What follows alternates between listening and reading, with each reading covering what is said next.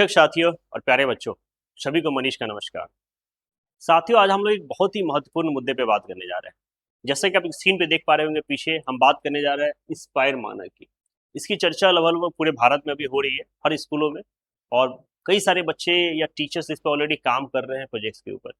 लेकिन मैंने जो फील किया, जो प्रोजेक्ट्स देखने के बाद या सबमिशंस के बाद या जो चीज़ें हो रही है ना, उसमें एक बहुत बड़ा कन्फ्यूजन है।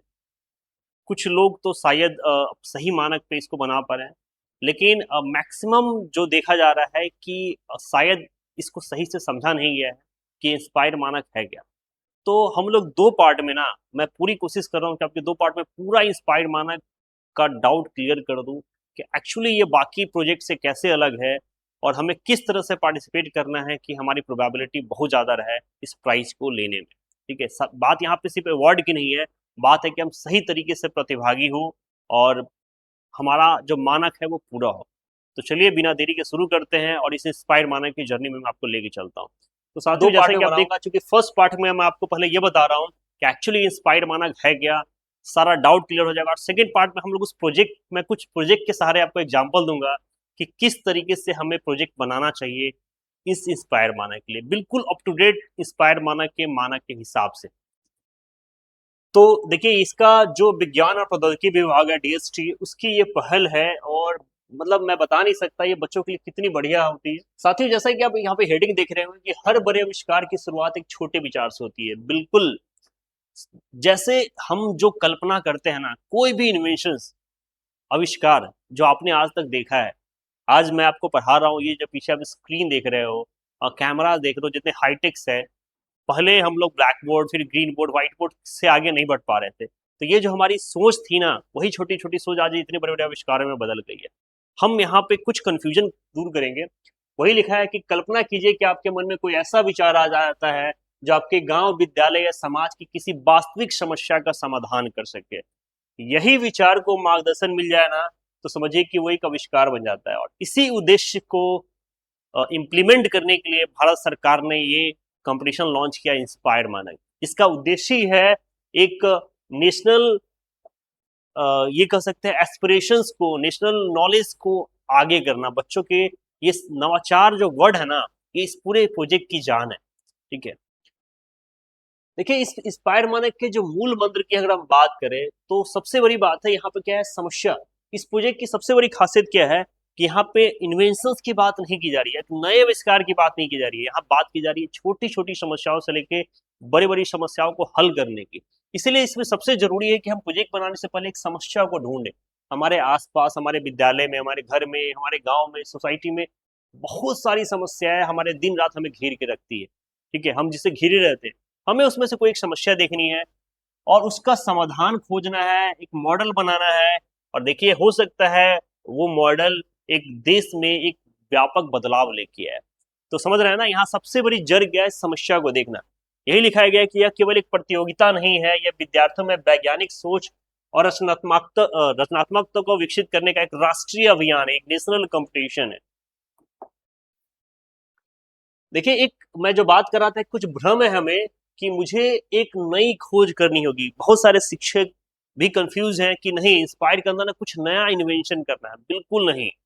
इसीलिए इस भ्रम को दूर कर लीजिए कि आविष्कार और नवाचार में डिफरेंस क्या होता है। देखिए, आविष्कार का मतलब होता है हम कोई बिल्कुल नई खोज करें, है ना, कुछ नया खोजे। हम वैज्ञानिक खोज पर आधारित हो, प्रयोगशाला में डेवलप हो सकता है, कुछ नए सिद्धांत को हम लोग लॉन्च कर दें। लेकिन नवाचार का मतलब क्या होता है, किसी समस्या का बेहतर समाधान। हो सकता है एक समस्या के पहले से चार समाधान है, आपने उसका एक और आसान समाधान दे दिया। That is innovation. यह एक नवाचार है। ठीक है, उपयोगिता पे आधारित, ये किसी न किसी चीज के यूजेबिलिटी पे हो, उपयोगिता पे हो, उसको हम प्रैक्टिकल डेली लाइफ में यूज कर पाए, समाज में उपयोग के लिए बनाया जाता है और नया उत्पाद प्रक्रिया या सुधार हो सकता है। मतलब देखिए, सबसे बड़ा बेसिक डिफरेंस समझ लीजिए, हमें कुछ नया नहीं खोजना है। हम पुरानी चीजों के साथ भी आगे बढ़ सकते हैं, लेकिन उसमें हमें एक नया नवाचार देना है, एक नई रास्ता देना, एक नया रास्ता देना है, एक नया वे बताना है कि किस तरीके से इसको और अच्छे तरीके से, आसान तरीके से किया सकता है। ये है आविष्कार और नवाचार में डिफरेंस। आशा करता हूँ ये दोनों डिफरेंस बच्चों को क्लियर हो गया होगा और शिक्षकों को भी। देखिए नवाचार असल जीवन में कैसे दिखता है, इसका एक छोटा सा एग्जांपल दिया। देखिए एक स्कूल बैग है, स्कूल बैग पहले से है, सब घर में यूज करते हैं, लेकिन उसके ऊपर एक सोलर पैनल, आपने देखा होगा आजकल बहुत सारी कंपनी इसके ऊपर सोलर पैनल डाल दे रही है। इससे क्या हो जा रहा है कि चलते फिरते उपकरणों को चार्ज करने वाला सोलर बैग हो गया। आप किसी पहाड़ी एरिया में जा रहे हो जहाँ दूर दूर तक कोई बिजली नहीं है, सॉकेट्स नहीं है, वहां पे हम क्या कहिए, हमारे बैग में सोलर पैनल है, धूप तो हर जगह है ना। जहां आपका बैटरी डिस्चार्ज होगा, छोटी मोटी पावर बैंक को चार्ज करना, आप डायरेक्ट इसमें से यूएसबी कनेक्ट करो, आपका बैग चार्ज हो गया, चलता फिरता चार्जिंग बैग हो गया, है ना। ये है नवाचार। डस्टबिन प्लस सेंसर, देखिए डस्टबिन हाथ से उठाते हैं, पैर से उठाते हैं, उसमें सेंसर लगा दिए, स्वयं कूड़ा सीखा सूखा गीला को अलग अलग श्रेणी में बांट दिया। That is a smart dustbin, काफी चल रहा है, बहुत सारे बच्चों ने इस पर प्रोजेक्ट बनाया है। ये नवाचार है। डस्टबिन पहले से था लेकिन उसको स्मार्ट डस्टबिन में कन्वर्ट कर दिया गया। सेम एज स्थानीय सामग्री प्लस फिल्टर, ग्रामीण क्षेत्र में काम करने वाला बेहद कम लागत पानी का फिल्टर, आरओ की नई नई मशीनें, महंगे मशीन खरीदने से बेसिक से फिल्टर घर में बनाया जा सकता है। तो जो चीजें पहले से है ना, उससे एक नया रास्ता, एक नया वे करके एक इम्प्लीमेंट कर देना, एक वैज्ञानिक खोज को विकसित करना, यही नवाचार है और यही इनोवेशन है। अब देखिए ये जो टॉपिक है, क्या यह कार्यक्रम आपके लिए है? तो आपने सिंपल सी मैंने क्या बात की थी कि जो अपने आसपास की समस्याएं देखते हैं, जो समाज के लिए कुछ करना चाहता है, जिससे नई चीजें खोजने में कुछ रुचि है ना, जो समाज को सही में कुछ करना चाहता हो, और जो सिर्फ किताबी दुनिया में नहीं रहना चाहता, उसके लिए यह है कंपटीशन इंस्पायर मानक। समझिए कि आपके लिए एक नया रास्ता है, जिससे आप अपनी वैज्ञानिक सोच को, जो आप सोच रहे हो, जो आपके दिमाग में चीजें चल रही है ना, उसको तल पे उतारने का, धरातल पे उतारने का एक माध्यम है इंस्पायर मानक। एक और सवाल जो बहुत इंपॉर्टेंट है कि क्या महंगा मॉडल बनाएंगे तभी हमारा सिलेक्ट होगा? बिल्कुल नहीं। ये बार बार मैं बोल रहा हूँ कि कोई जरूरत नहीं है महंगा मॉडल बनाने की, ठीक है। हमें क्या करना है, सबसे महत्वपूर्ण है आपका विचार और उसकी उपयोगिता। चाहे आप 2 रुपया का इस प्रोजेक्ट बनाओ, लेकिन उसकी उपयोगिता क्या है समाज के लिए, आपके लिए, खुद के लिए, ये इस प्रोजेक्ट का सबसे बड़ा की पॉइंट है जो आपके दिमाग में रखना है। चाहे आपका प्रोजेक्ट 500 का ही हो, लेकिन अगर वो लाखों लोगों की समस्या हल कर रहा है, तो 50,000 के प्रोजेक्ट से कहीं बेहतर है ना। इस बात को समझिए कि हमें महंगे प्रोजेक्ट्स की ओर नहीं भागना है, हमें छोटे से छोटे प्रोजेक्ट पर भी काम कर सकते हैं। बस ये देखना है कि उसकी उपयोगिता क्या है, उससे कितनी समस्याओं का हम समाधान करने में सफल हो पाए। ये इसका की पॉइंट्स हैं और ये आपके दिमाग में बैठना चाहिए, चाहे बच्चा हो चाहे टीचर्स हो, कि हमें ऐसा नहीं है कि हम बहुत बड़े एआई रोबोटिक्स का सामान ला के खर्च करके बनाएंगे तभी सामान बनेगा, बिल्कुल नहीं। और मैं आपको आज एग्जांपल्स में दिखाऊंगा पार्ट 2 में कि किस तरीके से छोटी छोटी चीजों से हम लोग कितने अच्छे अच्छे प्रोजेक्ट बना सकते हैं। वो बस एक आइडिया होगा, आप उसको इम्प्लीमेंट कैसे करेंगे वो तो आपको देखना होगा। देखिए यहाँ पर मैंने लिखा भी है कि अगर 500 का मॉडल लाखों लोगों की समस्या हल कर सकता है, तो उसका महत्व 50,000 के व्यर्थ मॉडल से कहीं ज्यादा है।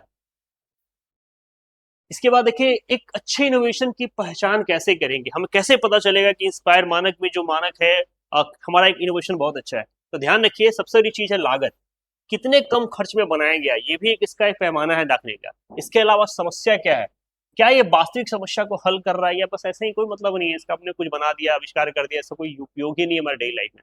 विशलिस्ट, समाधान क्या है, एक्चुअली में आप जो बता रहे हो क्या सही में उसको सॉल्व करने में संभव है, ये इसका एक मानक है। यह नया कैसे है, यानी कि पहले से मौजूद चीजों से अलग कैसे है। तो देखिए एक चीज मैं आपको बता दूं, और क्या यह उपयोगी है, क्या आम लोग सच में इस्तेमाल करेंगे। तो 2-3 चीज मैं बच्चों को जरूर कहना चाहूंगा, या हम अपने आप को भी, हम सारे शिक्षक कम्युनिटी को भी, कि इन जनरल क्या होता है कि हमारा तरीका ही गलत है। हम क्या करते हैं, आज के डेट में आपके पास चैट जीटी, जेमिनी या बहुत सारे एआई टूल्स हैं, हम उसके पास जाते हैं, उसको बोलते हैं कि हमें एक ऐसा प्रोजेक्ट बना के दो जिससे हम स्टेट जीत ले, नेशनल जीत ले, या यूट्यूब पे गए, हमने प्रोजेक्ट को सर्च किया। तो ये जो पूछने का तरीका है ना, यही गलत है। अगर इसी चीज को हम लोग पहले अपनी डेली लाइफ की समस्याओं को खोजे, उसमें से एक, और उसके बाद अगर हम एआई की हेल्प ले, चाहे यूट्यूब की हेल्प ले, तब देखिए कितना मजा आएगा आपको। वहां पे वो 10 रास्ते बताएगा, साथ में आपका अपना दिमाग। लेकिन आपने क्या किया, समस्या भी पहले उन्हीं से पूछा और समाधान भी उससे पूछा, तो वो वही प्रोजेक्ट होगा जो पहले से कहीं ना कहीं डिस्कस हो रहा होगा।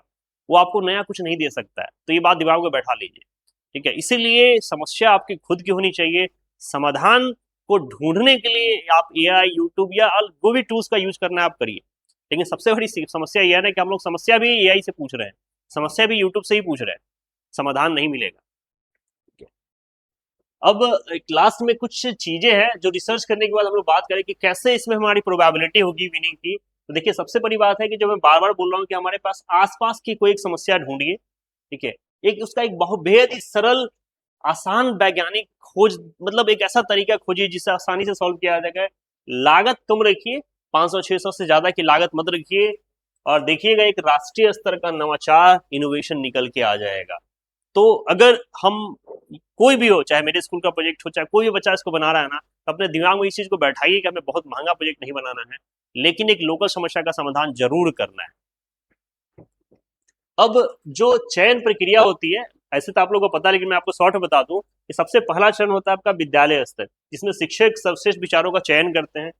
दूसरा चरण होता है राष्ट्रीय पोर्टल पे आप ऑनलाइन करोगे नामांकन मूल्यांकन। उसके बाद आपका मॉडल डेवलपमेंट है, विद्यार्थियों को मॉडल बनाने का अवसर दिया जाता है। फिर आपकी जिला प्रदर्शनी होती है, ठीक है। फिर आपकी अगर वहां सिलेक्शन हो जाएगा तो राज्य स्तर पर प्रदर्शनी लगती है। फिर राष्ट्रीय प्रदर्शनी, देश के सामने उस मॉडल को दिखाना होता है। यानी कि सबसे पहले ऑनलाइन तक है, उसके बाद आपको मॉडल बनाइए, और आपका अगर डिस्ट्रिक्ट में सिलेक्शन हो जाएगा, डिस्ट्रिक्ट में रिप्रेजेंट करिए, वहां सिलेक्शन हो जाएगा, राज्य में सिलेक्शन होगा, नेशनल लेवल पे। ये एक लंबी प्रक्रिया चलती है, लेकिन स्टार्टअप तो आपके स्कूल से होता है और आपके दिमाग से शुरू होता है, ठीक है। तो ये आपका मॉडल का वे है, जहां तक आपको यहाँ तक, और आपको पहुंचना है यहाँ तक, ध्यान रखिएगा। तो आपका प्रोजेक्ट मॉडल दिमाग सोच यहाँ के लिए नहीं, यहाँ के लिए होना चाहिए, ठीक है। अब एक और बहुत इंपॉर्टेंट सवाल है कि सर करना तो है, खोजे कैसे, विचार कहाँ से लाए। जैसे मैंने आपको बताया कि देखिए एक सफल नवाचार क्या है, लेकिन एक साधारण विद्यार्थी अपने आसपास एक विनिंग प्रोजेक्ट आइडिया कैसे खोज सकता है। तो अपनी नोटबुक तैयार रखिए, और बहुत ही जल्दी, यानी कि जस्ट मैं आपके लिए एक सेकेंड पार्ट लेके आ रहा हूँ, जिसमें हम लोग बात करने वाले हैं 5 6 7 एग्जाम्पल मैं आपको दूंगा रियल लाइफ प्रोजेक्ट्स के, कि किस तरीके से हम अपनी छोटी छोटी समस्याओं का समाधान कर सकते हैं बहुत ही कम लागत में। उसमें कुछ प्रोजेक्ट्स हम लोग ऐसे भी डिस्कस करेंगे जो बहुत ही आधुनिक होगा, मॉडर्न तरीके से होगा, कुछ महंगे भी होंगे, लेकिन मैक्सिमम सस्ते प्रोजेक्ट के साथ होंगे। तो बहुत ही जल्दी मिलते हैं। आशा करता हूँ जो भी हमारे पास अभी 15-20 दिन शेष है इंस्पायर माने के लिए, पूरे राज्य नहीं पूरे देश के लिए बढ़िया से बढ़िया प्रोजेक्ट बनाइए, एक समस्या का समाधान करिए, और इस बार इंस्पायर माने के हीरो बन जाइए। मिलते हैं फिर से एक नए पार्ट में। जय हिंद।